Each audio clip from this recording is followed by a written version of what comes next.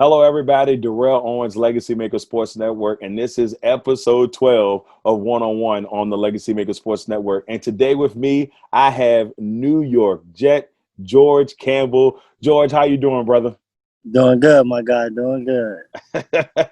Hey, man, guy, looking nice outside right now. Nice, and is it breezy out there where you at?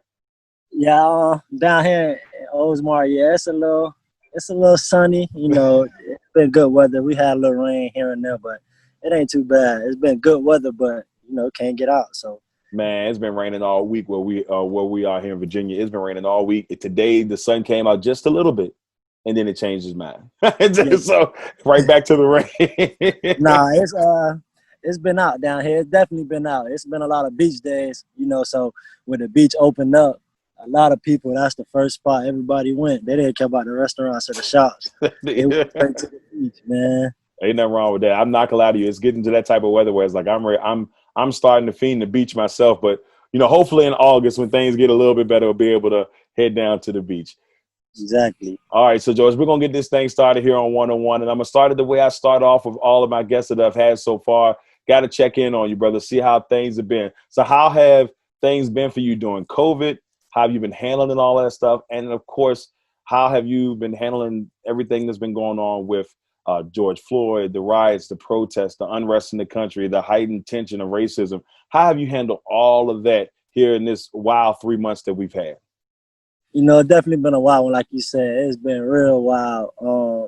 As far as like the coronavirus and COVID, I just been in a situation where I try and limit myself, around a lot of people that I'm around, but I also try to make sure I'm doing what I need to do to stay in shape for, that call once we get the report to camp.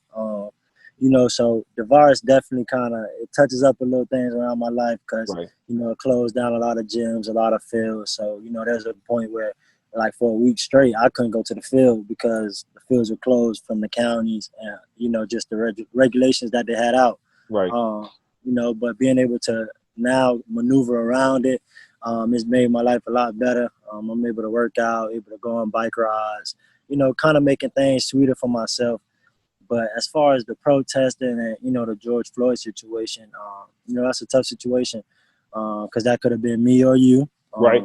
Right. Any of us could have been in that situation. Any of our families could have been back in that situation as well. But it's tough. Man, for me, I want to be able to use my platform, not just globally, but in my community as well. A lot of people step up and the first thing they say is a social media post and, oh, I'm going to give back to this foundation or I'm going to give back to such and such. But Right.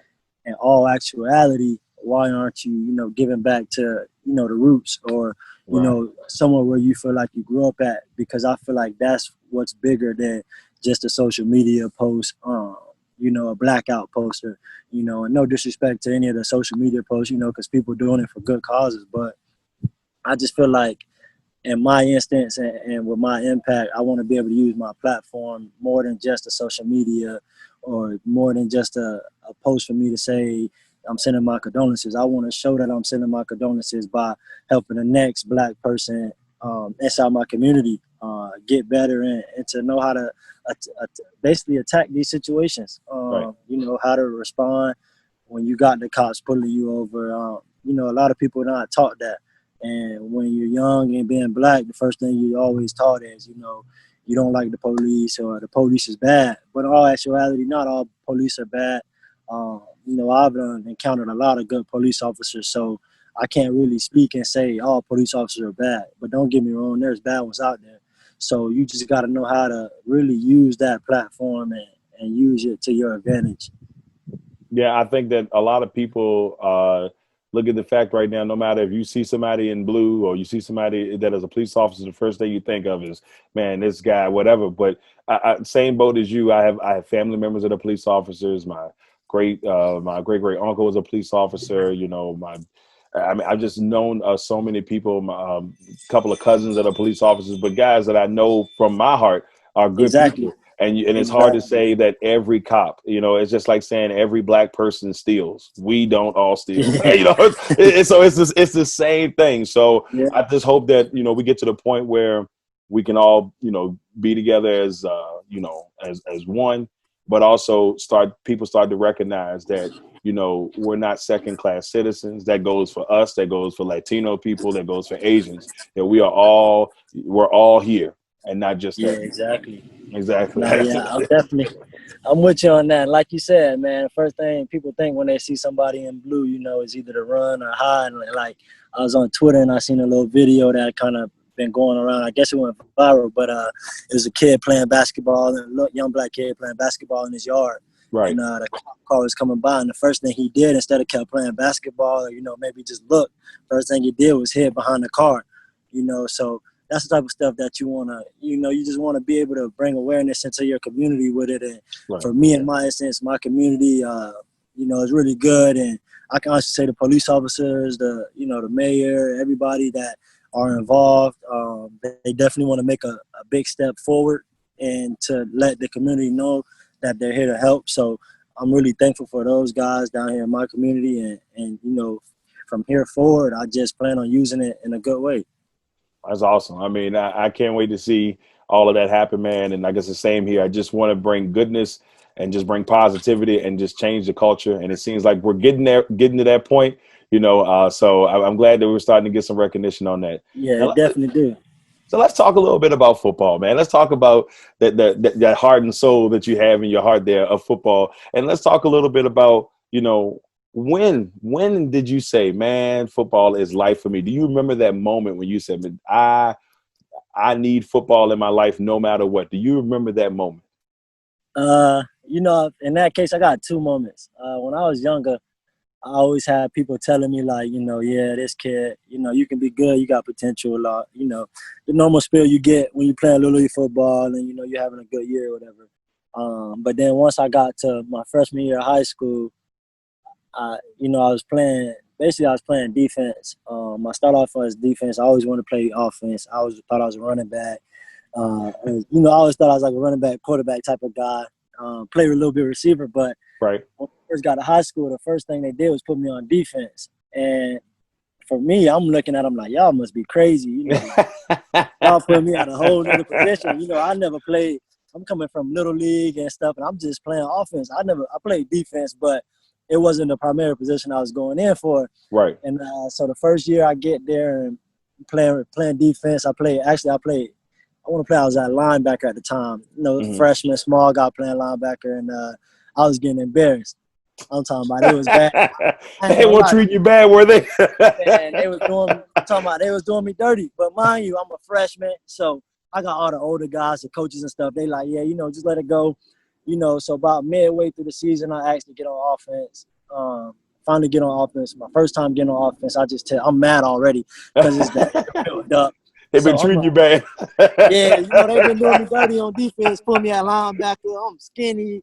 I'm just a tall, scrawny kid just playing linebacker.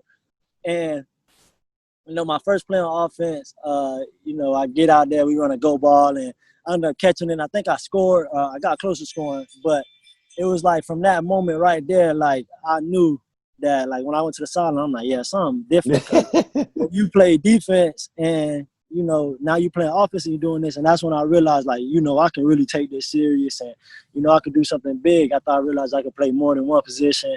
And then from there, I just started playing like DN and safety. And, you know, I just was able to basically find my leverage of where I wanted to be at and know I could make plays. So starting high school, that's when I was just like, yeah, I know what I can do now. I got this. Yeah, you know what I mean? You giving me my opportunity now, and I'm ready to roll. Confident. You know, it's like when you come in and like you the quiet guy in the room, you know, and you're doing your job and you're good at it, and then they ask you to do something else, and then you're like, oh yeah, that's what I really do.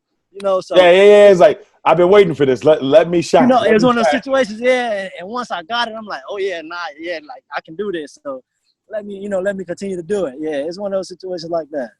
Awesome.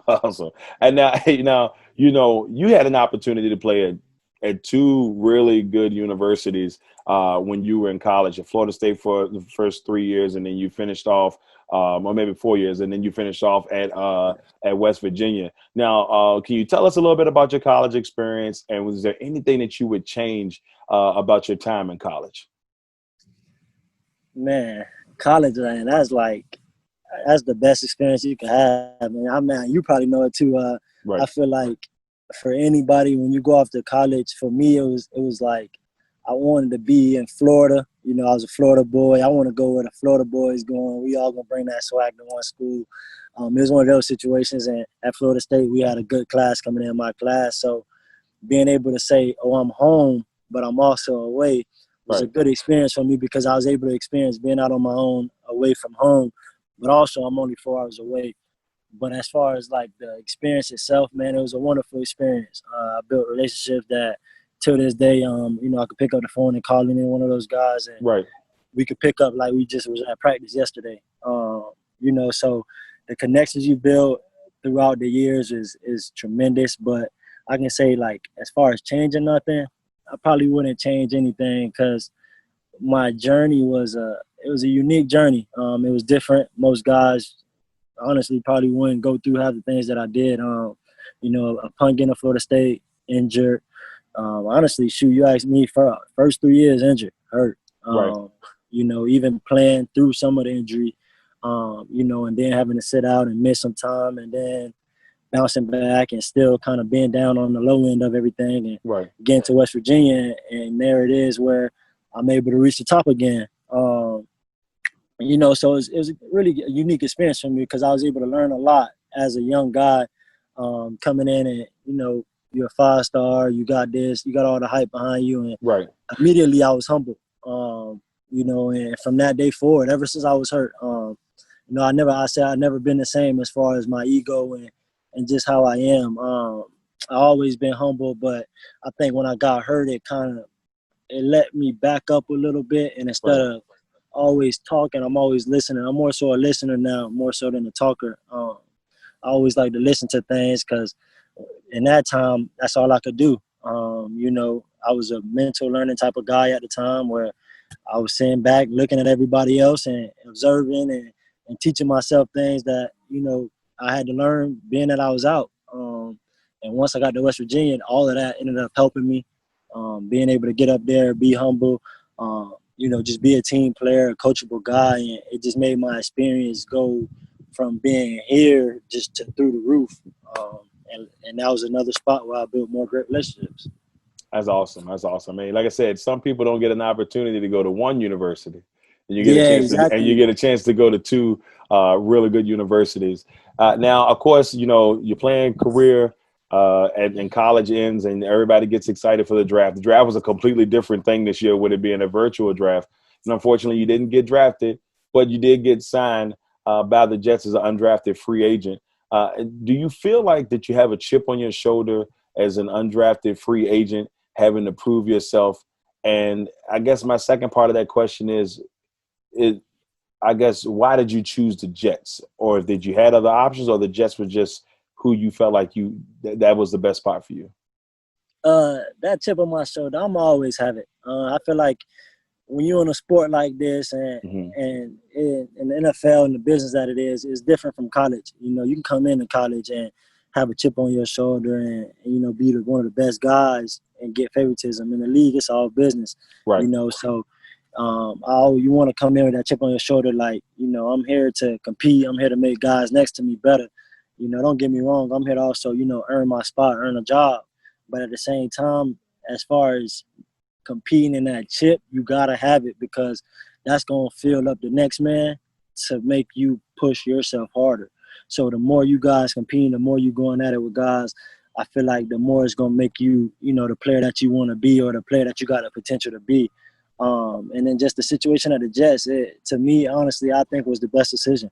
I had other options, other teams that I could have chosen from, but just knowing the coaching staff and the culture that the Jets were trying to bring and just being able to talk with those guys, the vets and stuff, it's a room that is truly unique and special.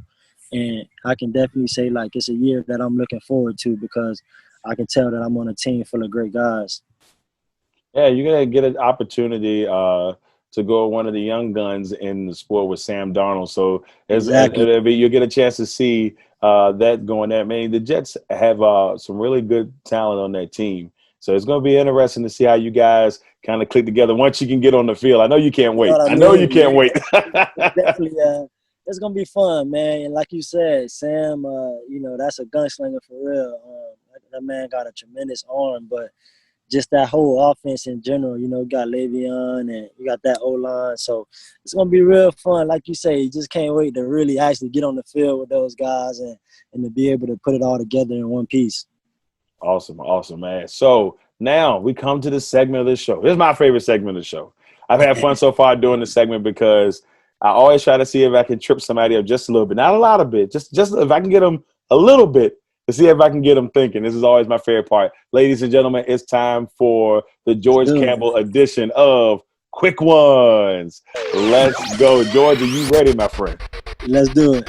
All right. So first one I got for y'all. It might be a little easy. It might be a little tough, but we'll go with this one here. Best DB you have ever matched up against? Best DB ever matched up against? Jalen Ramsey. Okay. I can see that. I don't even got to think about that. Yeah, even think about that one. Okay. Even though it wasn't in the game, even though it wasn't in the game, it was in practice. Just how he play. Yeah, he the best one overall I ever seen and go against. Okay. Good start. Favorite game you've ever played in as a player? Favorite game you've ever played in as a player? Kansas State last year. Kansas State last year. Yeah, that was a big game right there, I think. And it wasn't even my overall performance, because don't get me wrong, I had a good game, but that was more so the whole team.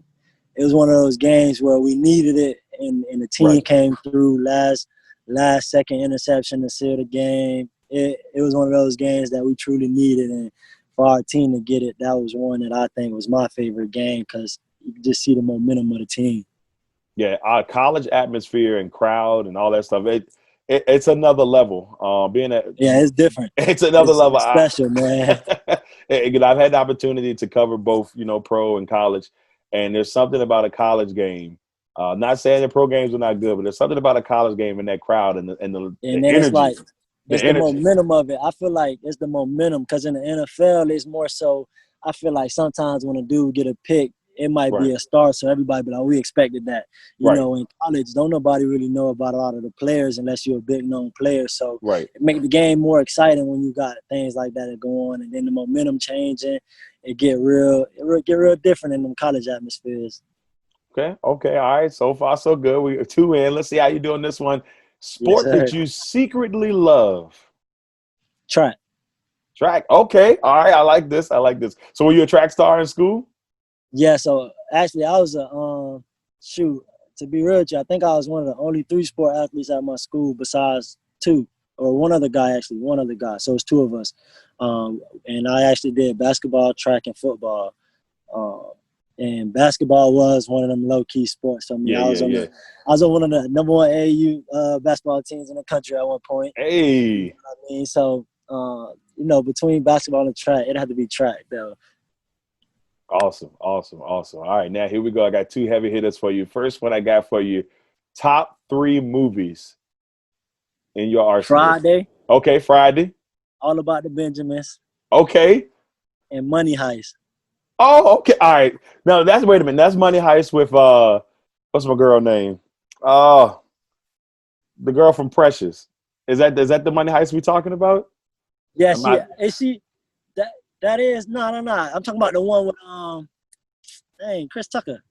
Oh, okay. I got you now. When he in the helicopter and he like, you dropped me down there, my cousin there, when they break the dude out of prison. I do. I remember that. Okay. Yeah, when they break the dude out of prison, whatever, and he stuck with him.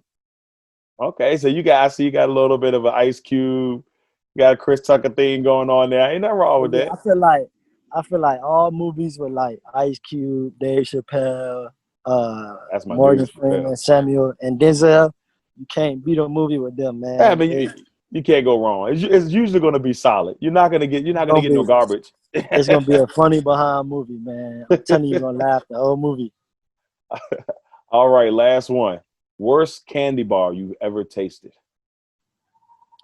Ooh, Milky Way. Milky Way. I can agree with you. All right, so I'm going to say the worst that I've tasted. But I will say that I feel like Milky Way has no substance. It's just whatever the nougat stuff is and the caramel. Yeah, and it I got mean, that nasty aftertaste though. yeah, like if you go in the store, you're like, Darrell, you got 3 choices, this, and that. I am not. I promise you, Milky Way is not on my list. There's no way. There's no way that I'm What about going with Milky the Way.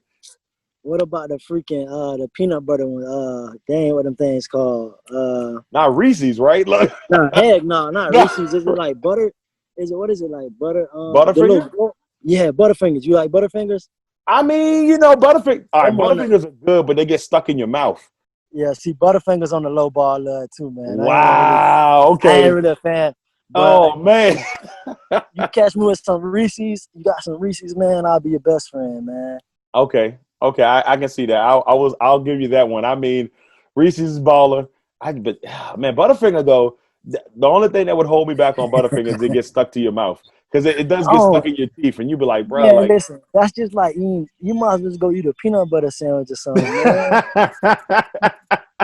How about this? Listen, this what you do. You go eat a Butterfinger, right? Huh? Without getting nothing to drink. If you make it through the whole thing and swallow the whole thing with no drink, No. bro, you got it. No, I can't. I can't do that. I have to have some milk. I'm not even That's gonna what lie I'm to you. saying. That's just like eating a whole peanut butter sandwich. You might as well get you a peanut butter sandwich. No jelly. No, None at all. just straight dry, just It's just bread and straight peanut butter. That's what that tastes like to me, man. It's too like if I can't eat it and don't need a drink like a Snickers, you can Yeah. take a Snickers and you don't need a Mountain Dew or something to back it down. You feel me? You could just eat the Snickers on its own, but Oh man. Well, I don't know. Like I said, candy bar wise, I it's tough for me to choose the one I hate or the worst tasting one. But I will tell you a candy I do not like, and that is Good and Plenty. It's like the ones that come in the purple and white box, and there's like licorice. It is the worst yeah, I know what you're talking about. candy I've I know ever exactly had. what you're talking about. It is a disaster. I don't know what were people thinking. Like, we're gonna make these Good and Plenties. Worst name for it. Worst name for it. It's just me. I know I'm not a exactly what you're fan. talking about too. Oh They God, like they're nasty. those taste like the little old people, not the strawberry candies. Yeah, Them strawberry candies be good. It's the other kind that the I grandma know. be having in there, the little purple ones. They Oh look like yeah. they like a little jawbreaker, but they're not jawbreakers. No man, I know exactly what you're talking about, but I can't think of the name of them, and they are nasty. They are Yeah, they nasty. taste just like them. They taste just alike. It's the worst. It's the worst. I'm with you. All right, everybody. That was the George Campbell version of Quick Ones. And George, before we get off here, once again, man, I truly appreciate you coming on and joining us here for episode 12 of One on One. And before we go, I got this last questions for you. What goals do you have going into this season, and what goals you want to reach? And last but not least, the legacy. What legacy do you want to leave the game of football when it's said and done?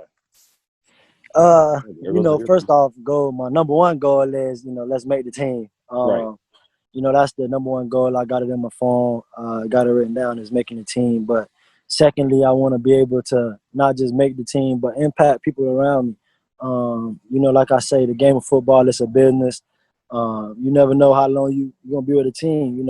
I Right. might be with a team for 6 days, but in them 6 days, I want them to feel me and to know like I made a presence in this building, in this room. So, I might be there for 6 days, but once the 6 days over with, they're gonna say, y'all remember that guy we had in here, George Campbell, such and such. So that's my second thing. I always want to leave an impact and be able to leave something that, somebody can take from what I was in and not just say I was there just to be there.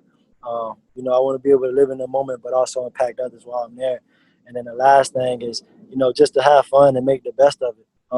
Like I said, it's a business, so you never know how long you're gonna be here. So I take everything serious and I take it like it's my true job because this is what I'm getting paid to do now. So Right. I want to make sure that I have fun with it at the same time and make it to where I enjoy it. But as far as a legacy and what I want to leave, I say I just want to be able to leave, like I say, leave my mark. I want to make it to when I'm not in the room. I'm the conversation of the room. And when I'm in the room, I'm also the conversation of the room.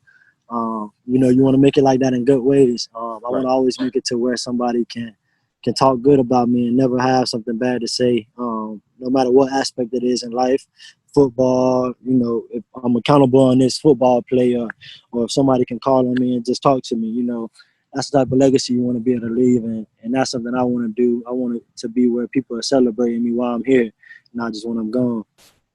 Awesome. I mean, I couldn't have said it better myself, man. This is my man George Campbell of the New York Jets coming in here, Yes, sir. episode 12 of One-on-One here on the LegacyMaker Sports Network. Thank you all for tuning in. We got more guests coming down the road, but truly appreciate you all tuning in for episode 12 here of One-on-One. I'm Darrell Owens. Until next time.